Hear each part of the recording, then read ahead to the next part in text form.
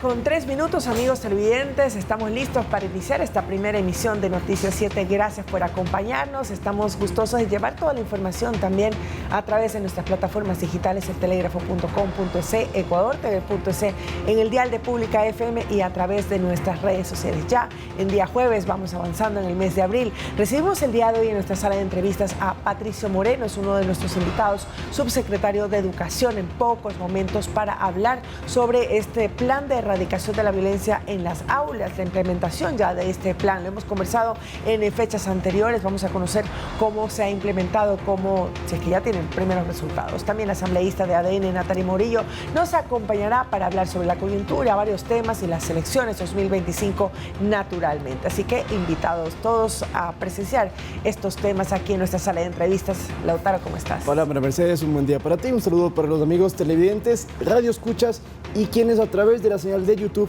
se conectan día a día para tener toda la información de lo más importante en el Ecuador y en el mundo. Y si hablamos de noticias internacionales, no podemos dejar de lado el anuncio que hizo Donald Trump, presidente de Estados Unidos, en el que establece una lista de aranceles para todas las naciones de nuestro planeta, y el Ecuador tiene un 10%, una de las cifras, por no decir la cifra más baja que han en este caso colocado desde Washington. Recordemos que, y aquí hay un pronunciamiento de la Cancillería, recordemos que parte de la política comercial de Estados Unidos es implementar aranceles. Nadie se salva si lo decimos en términos coloquiales, pero el Ecuador fue incluido dentro de la lista de las naciones con la tasa más baja, que es del 10%.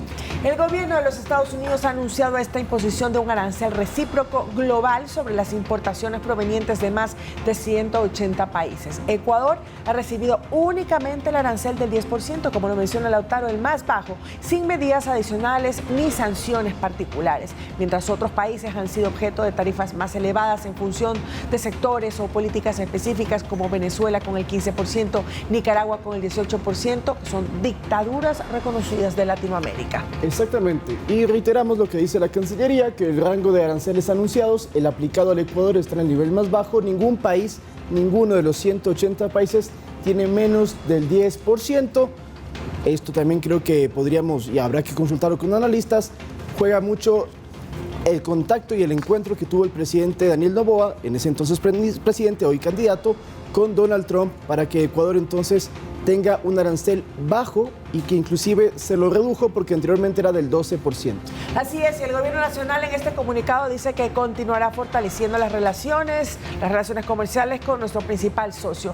Ahí está el cuadro precisamente con estos aranceles, que como tú dices es una medida global como parte de la nueva estrategia que tiene Estados Unidos, como dice el presidente Donald Trump, Make America Great Again, ¿no? Que sea grande, en serio, fortalecer realmente la economía americana. Entonces, 10%, el índice más bajo que vemos en la lista. No hay ningún país que tenga menos. Hay otras naciones que tienen aranceles altos, por ejemplo, Madagascar, 47%, Myanmar, una nación que, por cierto, tiene un régimen también dictatorial, hace poquito tuvo un terremoto, tiene el 44%, Túnez, 28%, Kazajstán, 27%, Serbia, 37%, Egipto, 10%, El Salvador, también con buenas relaciones por el presidente Bukele, 10%, otras naciones como Costa de Marfil en África, 21%, Laos en Asia, 48%, Marruecos, 10%. El Ecuador, al igual que Perú, al igual que Argentina, al igual que Colombia, llega entonces al 10%, Costa Rica también, a excepción de, como ya lo escuchamos y ya lo hemos visto, Nicaragua, que tiene 18%, y que son medidas también de presión a regímenes donde se acusa de que hay violación de los derechos humanos, que hay dictaduras, que hay represión. Por eso esas naciones tienen aranceles mucho más elevados. Insistimos, Venezuela, Nicaragua, por citar algunos ejemplos. Ecuador, entonces, con la tasa más baja arancelaria, con estos anuncios que ha hecho Donald Trump ayer, presentó esta lista, justamente lo hizo públicamente, y esto empieza a regir inmediatamente.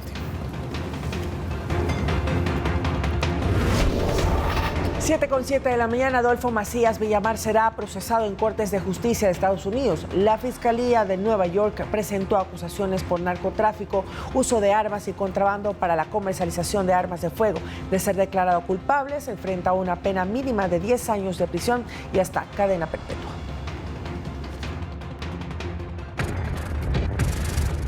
La noticia se dio a conocer en las redes sociales de la Embajada de Estados Unidos en Ecuador y la Fiscalía Federal del Distrito Oeste de Nueva York.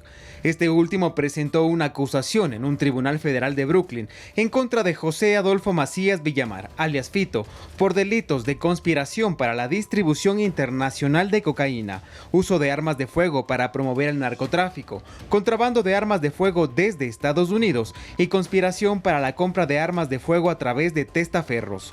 Fiscalía, en conjunto con la DEA, realizaron una investigación en contra de Adolfo Macías, a quien lo identifican como cabecilla de la banda Los Choneros, organización criminal dedicada al narcotráfico y sicariato, entre otros delitos, por lo que consideran que ha causado un grave daño a Ecuador y a Estados Unidos. La acusación formal de José Adolfo Macías Villamar representa un golpe significativo contra las redes violentas que inundan nuestras comunidades con drogas peligrosas como la cocaína. Un mensaje claro de que nadie que impulse este comercio letal está fuera del alcance de la justicia. Este caso resalta los incansables esfuerzos de la DEA, junto con nuestros socios en Estados Unidos y Ecuador.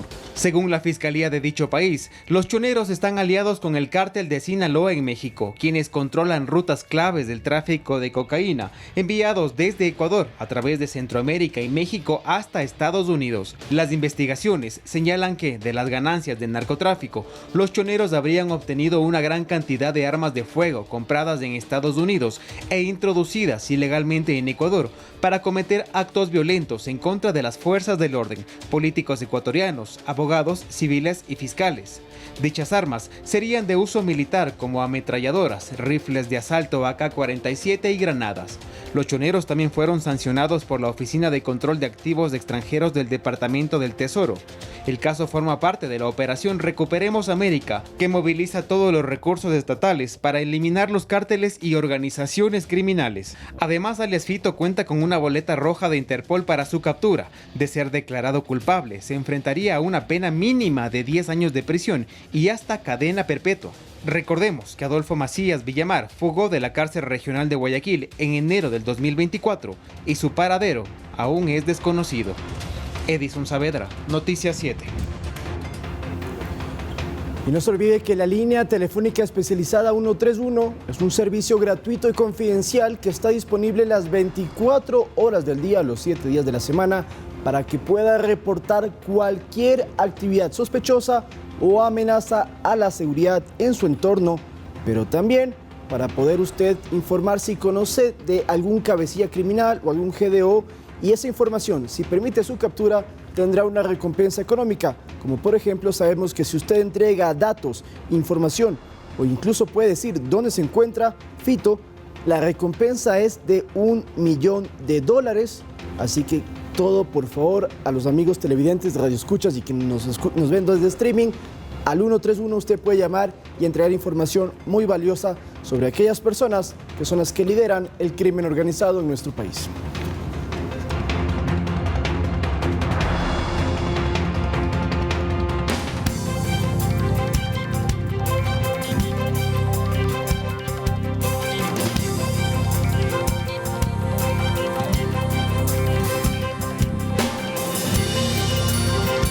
Para la segunda vuelta electoral, el Consejo Nacional autorizó a 4 empresas que pueden realizar las encuestas a boca de urna o también los exit poll.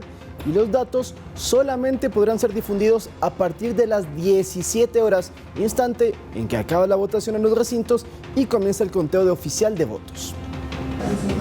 Las encuestas a boca de urna o exit poll las realizan personas contratadas por empresas encuestadoras, quienes consultan a la salida de los recintos de manera aleatoria a los votantes por quién votó. Para la segunda vuelta electoral, el Consejo Nacional Electoral autorizó a las empresas Sedatos, Centro Invest, Corp Montpubli y Telcodata realizar esta tarea. Su personal debe estar debidamente identificado portando una identificación con datos sobre la razón social de la empresa natural o jurídica, sus apellidos o nombres completos, cédula de identidad y el número de resolución del Pleno del Consejo Nacional Electoral, donde se autoriza la realización del exit poll. Una vez concluido el proceso, los medios de comunicación podrán difundir los datos emitidos por las empresas autorizadas. Los exit poll deberán cumplir los siguientes parámetros. Si la muestra es nacional, se deberá especificar que se realizó la encuesta en las 24 provincias o en las 4 regiones del país. Si es territorial, provincial o regional, se deberá especificar el segmento territorial donde se practicó, con indicación del tamaño efectivo de la muestra en proporción con el total de electores a escala territorial, regional o provincial según sea el caso. En ninguna situación, la muestra puede presentarse sin alcance territorial en contraste con el número total de electores. Para efectos de la difusión en medios de comunicación, se establecerá obligatoriamente el parámetro territorial, según establece el reglamento del Consejo Nacional Electoral. Javier Ceballos, Noticias 7.